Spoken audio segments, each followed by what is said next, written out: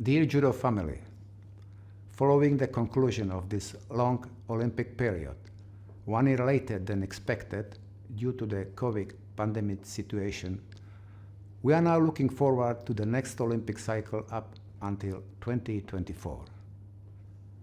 We have received proposals and recommendations from national federations for rule amendments or changes. The IJF is working hard to continue modernizing our beloved sport, and with the input of our partners, we are happy to present the updated rules which will come into force from start of 2022 till the end of 2024. The purpose of these rules is to protect athletes and our sport as a whole, while promoting judo to be more dynamic, more attractive for the public and the media. So let's look at the new rules.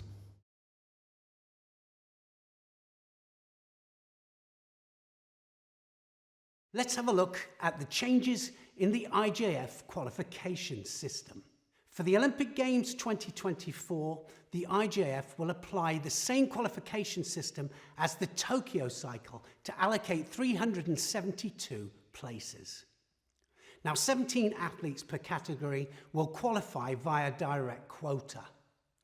Across 14 categories, that equals 238. 100 athletes qualify via continental quota.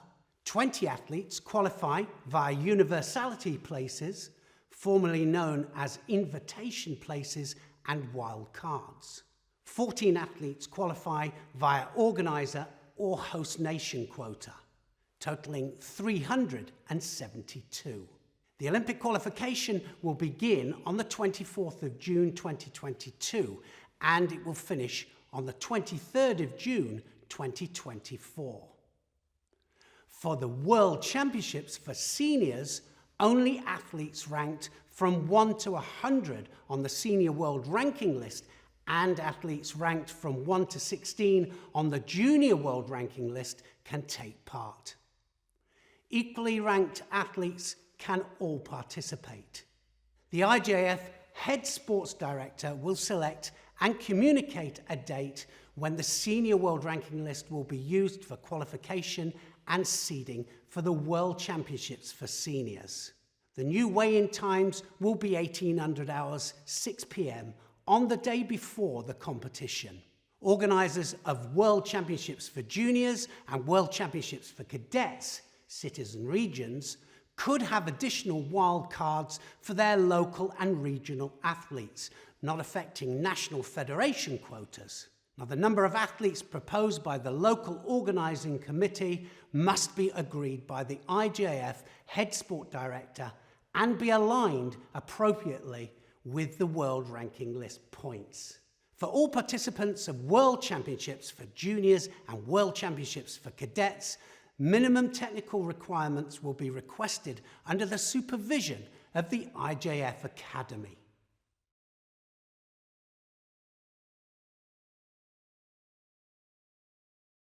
Let's talk about the new Judogi Control regulations for 2022. In the event that the judogi does not comply with the current rules at the official Judogi Control, the competitor will be given a second and final chance. Now, if the judogi does not comply, the competitor will be disqualified from their contest. A preliminary Judogi Control will operate from 2 days before the competition, and this measure aims to help the competitors get another judogi and have their back number sewn in the event that they fail the Judogi Control. This service will be operational throughout at dedicated communicated times. 2 days before the start of the competition, the host country will try, within the context of the sanitary conditions in force, to provide judogi for sale in partnership with a local provider. The distance of the crossing points of the jacket at the belt level is increased up to 25 centimetres instead of 20 centimetres previously. The jacket must cover the buttocks of the competitor extensively with an additional margin of 5 centimetres. Sokateki will be made available in the warm-up area so that the competitors can check the compliance of their judogi before proceeding to the official Judogi Control. The new measures will be circulated to all IJF national federations. The General Secretariat and the Education and Coaching Commission can be contacted by email for any further details and information. gs@ijf.org, manager Judo ECC@Yahoo.fr.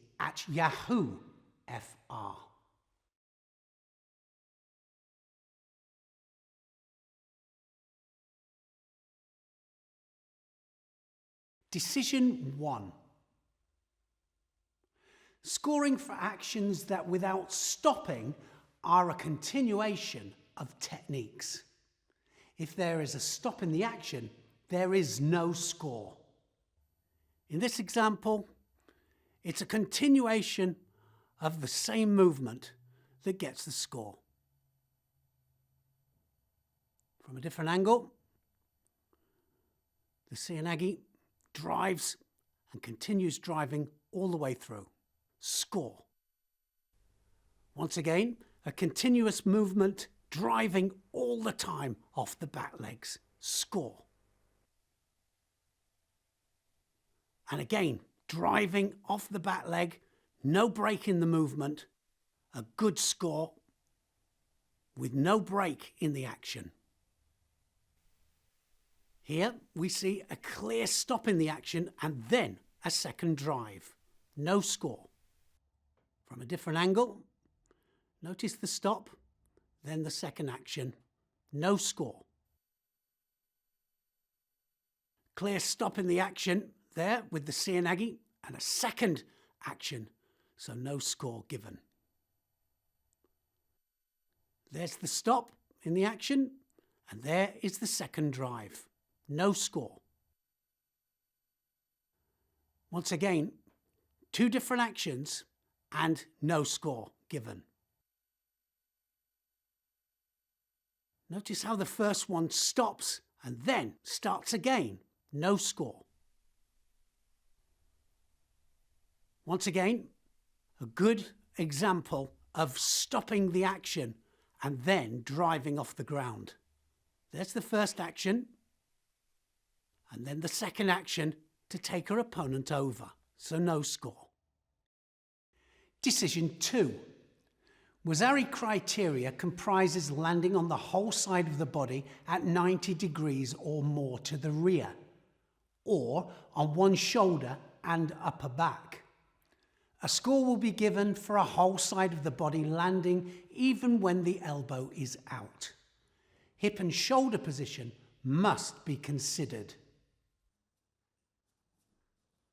Notice the 90-degree angle of the landing to score a Waza-ari. He lands on his side at 90 degrees.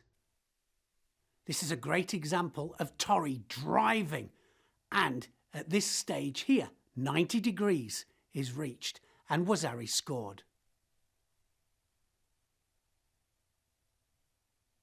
Different angle, there's the drive, and there is the score. This sumigaeshi, as you can see, at this point here, perfect 90 degrees landing and gets the score. Here it is from another angle, and again, 90 degrees, landing and score. This time Koichigari, and just lands at the 90-degree angle to gain the score. At the moment of impact, 90-degree landing before she turns onto her front, and score. This landing beyond the 90 degrees, landing on the front, so no score. Whether the arm is out or in doesn't make any difference because it's more towards the front, which means no score. In this example, this point here, you can see that the opponent is more on their front and that the 90-degree angle hasn't been achieved. Here we see it from a different angle. The elbow is out and clearly on the front. No score. And for this example, you can see that the 90-degree angle is not quite achieved. It's more on the front, so no score given. Different angle, we can see it. Doesn't quite reach the criteria. No score. Decision 3. Waza-ari criteria comprises landing on the whole side of the body at 90 degrees or more to the rear or on one shoulder and upper back. A score will be given for a whole side body landing even when the elbow is out. Once the shoulder and upper part of the back make contact, then a score will be given. In this competition example, the shoulder and upper back make contact with the mat, so it gets a clear score. Decision 4. Landing simultaneously on 2 elbows or hands towards the back is Waza-ari for tori and Shido for uki. When 2 elbows touch at the same time, it's Shido and a score. When both hands touch the floor at the same time, again, Shido and a score, Waza-ari given. And of course, when 1 elbow and 1 hand touch the floor, once again, it's Waza-ari given and a Shido. Competition example shows the landing, both hands together and Waza-ari given. Now it will be a Waza-ari and a Shido. From a different angle, and again, both hands, Waza-ari and Shido. The second example here, both hands land together, definite score, but now Shido as well. And for this final example, once again, 2 hands down, Waza-ari and Shido given. Decision 5. No score for counter techniques where the initial attack is rolled to the back towards the counter-attacking or defending judoka. All of these following examples will now receive no score.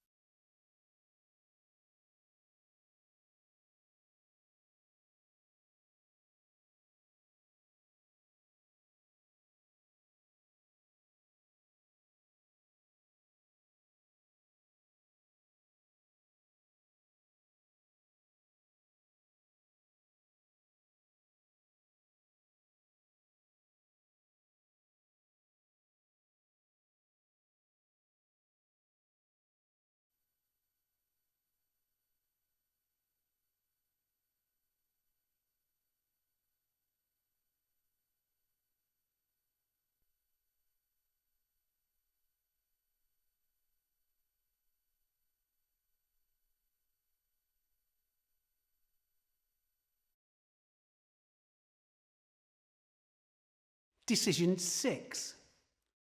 No score and Shido for reverse Seoi Nage.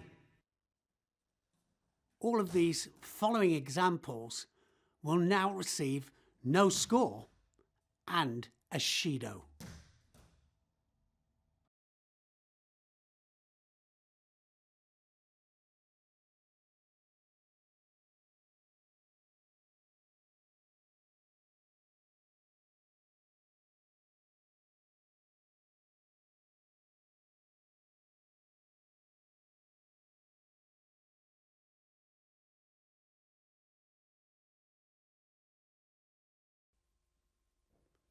Decision 7. Gripping under the belt in the end phase of a throwing technique is allowed if the opponent is already in newaza. If the throwing technique is interrupted, gripping under the belt is a newaza action. This example, the action is not affected by touching the leg, so the score will be given.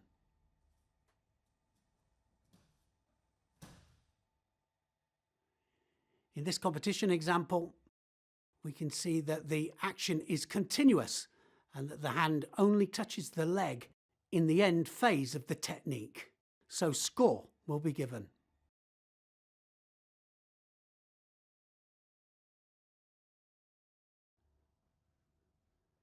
If there is a stop in the action, then it's classed as newaza, so you're allowed to take the leg. Here we can see two different actions and then the newaza roll.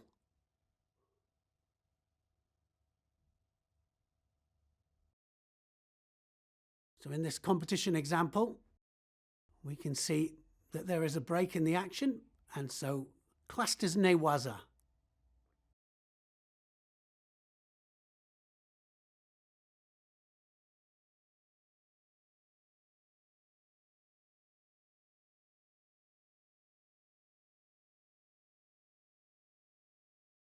Decision 8. Collar and lapel grips are allowed if not negative. As long as Tori is not deemed as being negative but trying to throw their opponent, then they won't be penalised for this lapel and collar grip.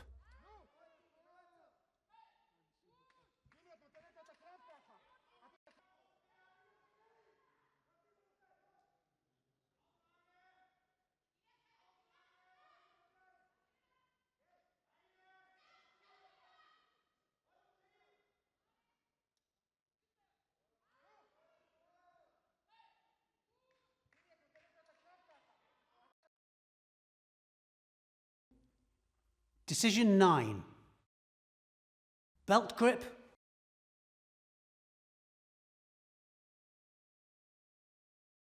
one side grip, cross grip,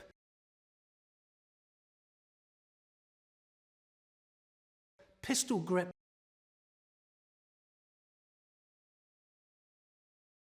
and pocket grip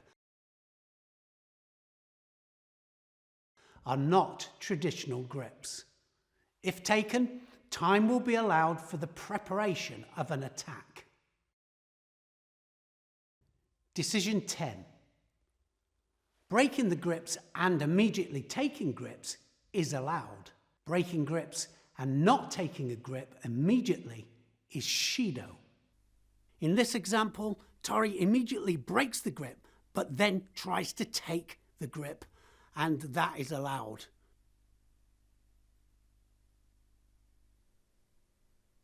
In these two examples, we can clearly see they're breaking grips and not trying to retake them.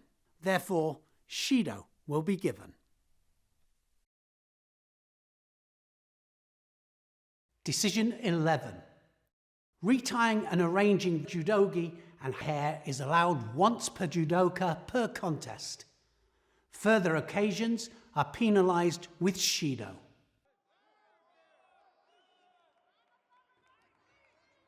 The first time will be allowed. Any time after that, Shido will be given.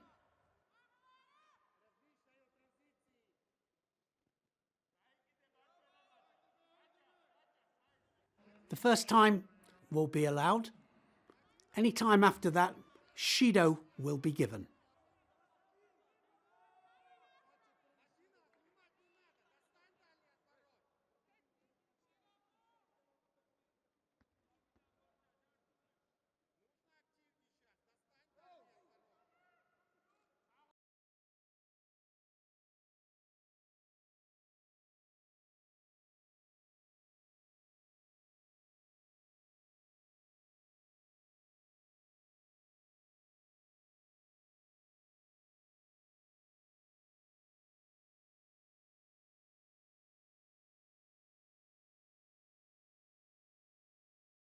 Decision 12. Techniques using head diving are dangerous and will be penalised with honsokumaki. This is a serious head dive deemed as very dangerous, and therefore Hansokamaki.